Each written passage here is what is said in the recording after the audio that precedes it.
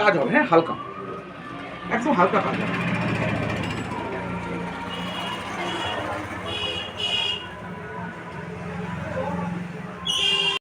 এটা তো বিজনেসের জন্য।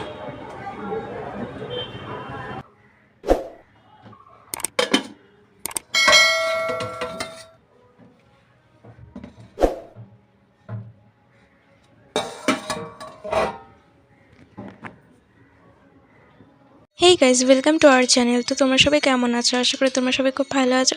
আমিও খুব ভালো আছি। আমি নিয়ে চলে এলাম নতুন একটা ব্লগ ভিডিও।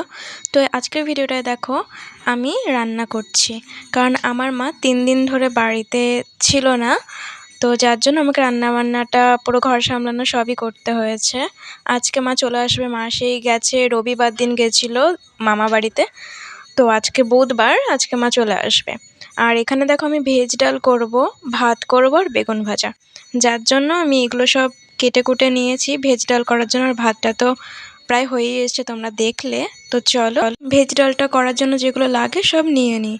তো এখানে দেখো মশলা, গোটা মশলাগুলো রয়েছে, আর আদাটা বাটতে হবে। আর এখানে গুঁড়ো মশলাগুলো রয়েছে। এখানে জিরের গুঁড়োটা দেওয়া হয়নি। আর এখানে ঘি আছে, জিরের গুঁড়োটা আমি পরে দেবো। আর এখানে 100 গ্রামের মতন মুগ ডাল আছে, এটাকে আমি ঘি দিয়ে ভেজে নেব। তো চলো আগে আমি এটাকে ঘি দিয়ে ভেজে নিই। আমার মুখটা আমি আসলে দেখাতে পারছি না, কারণ আমি অনেকগুলো বেনুনি করে রেখে দিয়েছি, চুলে একদম পাগলি পাগলি লাগে। আর যাই হোক, তো এখানে দেখো আমি ডালটা ঘিয়ের মধ্যে দিয়ে দিয়েছি। তো এই ডালটা এখন বাদামি রং করে ভেজে নেব, তাহলে পরে সেন্টটা ভালো আসবে আর খেতেও ভালো হবে। আমি কিন্তু আগে কখনো এই ভেজ ডাল বানাইনি, এই প্রথমবার বানাচ্ছি, তা আবার ইউটিউব দেখে। তো জানি না কীরকম হবে। আর এখানে দেখো কড়াইটা তোমরা দেখতে পাবে। এটা ভেবো না যে নোংরা কড়াই আমি রান্না করছি, আসলে আমি আগেই বেগুনটা ভেজে নিয়েছিলাম। তো যার জন্য বেগুন ভাজার দাগটা রয়ে গেছে। আমি বুঝতে পারিনি যে বেগুন ভাজাটা আমার পরেই করতে হতো, গরম গরম খেতাম রান্না করি একেবারে ডাল হয়ে যাওয়ার পরে। তো যাই হোক, আগে করে নিয়েছি। তো এখানে দেখো আমি ডালটা ভাজার পরে এখানে আমি জল দিয়ে লঙ্কা দিয়ে সেদ্ধ বসিয়ে দিয়েছি। আমি না ওখানে লাউ কেটে রেখেছিলাম, তো আমি ভুলে গেছিলাম যে লাউটা জলের মধ্যে দিয়ে দিলে পরে ভালো হতো। আমি একসাথে সব সবজির সাথে লাউটাও ভেজে নিয়েছিলাম, তারপরে ভাবছিলাম যে সেদ্ধ হবে, তো এটাই ভাবছিলাম। দেখো এখানে আমি ঢাকা দিয়ে সেদ্ধ বসিয়ে দিয়েছিলাম ডালটাকে। তো ডালের জলটা প্রায় শুকিয়েই এসছে, আর একটু সেদ্ধ হওয়া বাকি। তো এটার মধ্যে আমি নুন নুন লঙ্কা এগুলো দিয়ে আমি সেদ্ধ বসিয়েছিলাম। তো এটার মধ্যে আবার আমি অল্প করে জল দিয়ে দেবো, মানে পরিমাণ মতন যেটুখানি ডাল রাখবো সেটুখানি আমি জল দিয়ে নেব। তারপর এটাকে আবার আরেকটুখানি সেদ্ধ বসিয়ে দেবো, কারণ আরেকটু সেদ্ধ হওয়াটা বাকি আছে। তো আমি ভাবছিলাম প্রথমবার ডালটা রান্না করছি, মা ঘরে নেই। যদি এসে যদি খারাপ হয় ডালটা, তাহলে পরে মা বলবে তোকে কে বলেছিল পাকামো করে রান্না করতে, আমি তো চলেই আসতাম। কিন্তু বিশ্বাস করো, মা এসে সন্ধ্যাবেলা। তো আমি বলছিল কি কিছু একটা সেদ্ধ ভাত করে খেয়ে নে, ডিম অমলেট করে, আমি চলে আসবো তারপরে রান্না করব।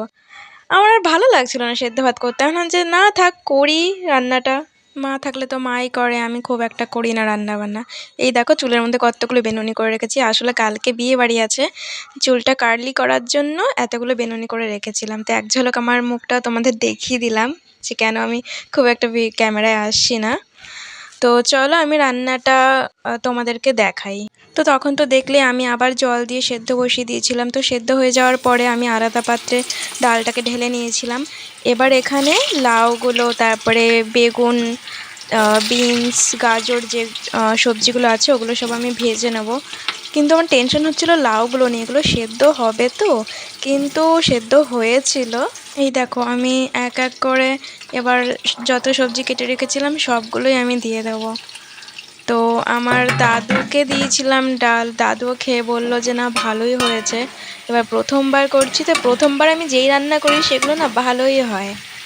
আর দ্বিতীয়বার করলে পরে তখনই একটুখানি ভুল হয়, নুন কম হয়, হয়তো ঝাল বেশি হয়ে যায়, এরকম একটা হয়। কিন্তু প্রথমবার অনেকের খারাপ হয়, দ্বিতীয়বার করে ভালো হয়। কিন্তু আমারটা না উল্টো, প্রথমবারটা ভালো হয়, কিন্তু তৃতীয়বার নুন কম হয়, ঝাল বেশি হয়, এরকমটা হয়ে যায়, কেন জানি না।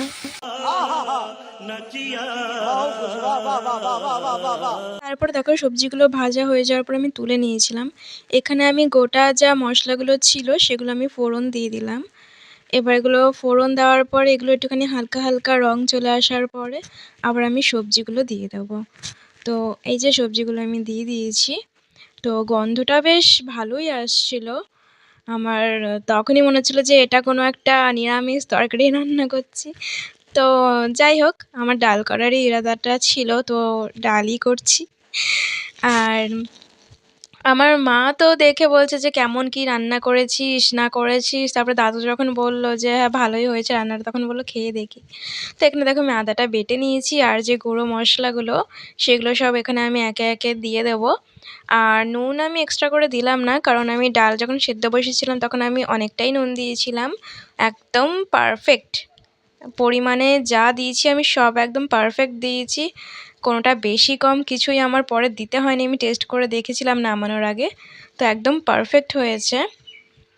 তো এই দেখো, আবার ওগুলো ভেজে নেওয়ার পরে এবার আমি এখানে আবার জল দিয়ে দিলাম।